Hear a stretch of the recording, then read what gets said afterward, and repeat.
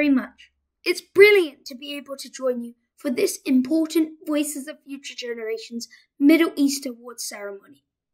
I'm especially happy to be welcoming new children authors and laureates into our global circle of writers, advocates, and friends. As you know, I co-founded the Cambridge Schools Eco Council and my school's Eco Society.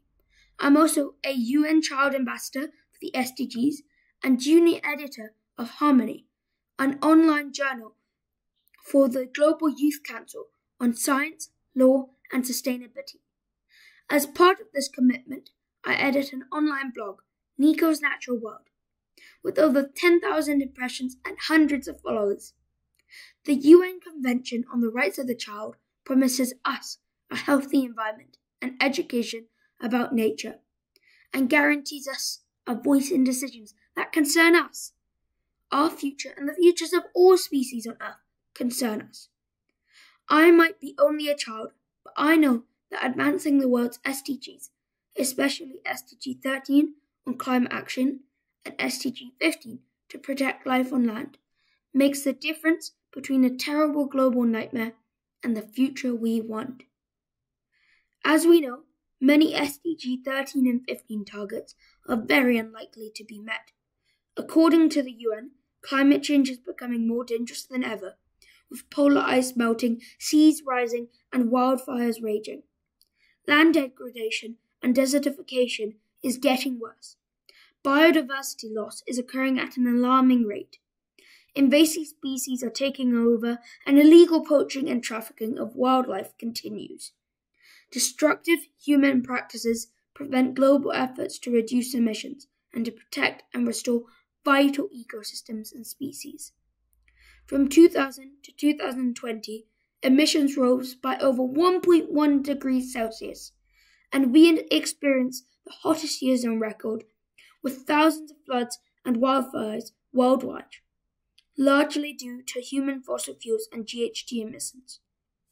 More than 1/5 of the world's land area was degraded, largely due to desertification, cropland expansion, and urbanization. The most irreversible human impact on nature is species extinction.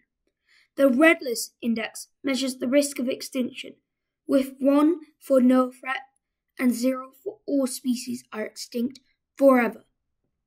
The Red List has deteriorated from 0.82 in the 1990s to 0.73 in 2020. On these key indicators, we're going backwards, everyone. It's really important right now to speak out in order to help everyone to wake up. Our new friends from Arabia, who we are welcoming and honouring today, understand this too, and are making children's voices heard worldwide within us.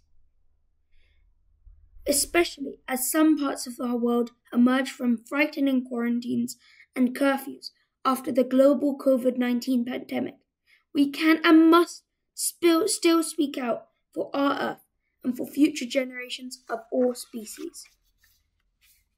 We live in a climate emergency, and it will get worse if we can't all work together, rather than restarting all the harmful practices and calling it recovery. This is not just for humans. Nature needs our help. We live in a biodiversity emergency, with thousands of species already lost and many more at risk of going extinct forever, unless we can all help to protect nature recovery when we plan economic recovery.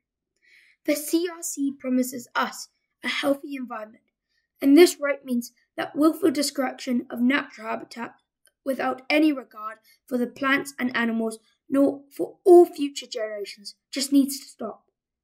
If we want to make a difference, we must scale up our knowledge, our education, our actions, and our voices. Here in the Middle East, you are a living example of this community. It's not all bad news. There are some encouraging global trends. Some kinds of forest loss are slowing down, more key biodiversity areas are being protected, and more finance is flowing towards nature. Healthy wetlands, rainforests, and mountain ecosystems are providing services to thousands of communities worldwide, and some of these areas are slowly greening back.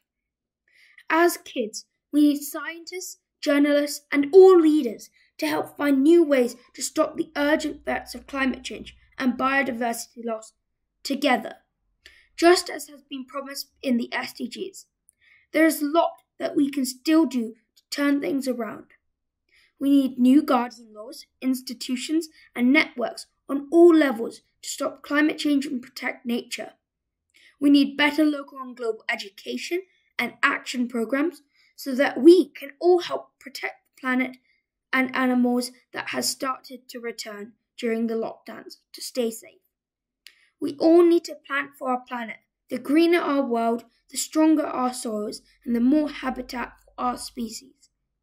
To achieve any of this, education and literacy are really, really, really important across all languages and cultures. The basic education needs of many children today are not being met.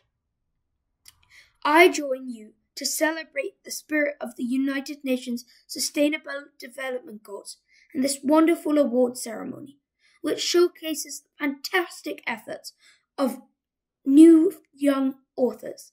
You are all winners. Thank you.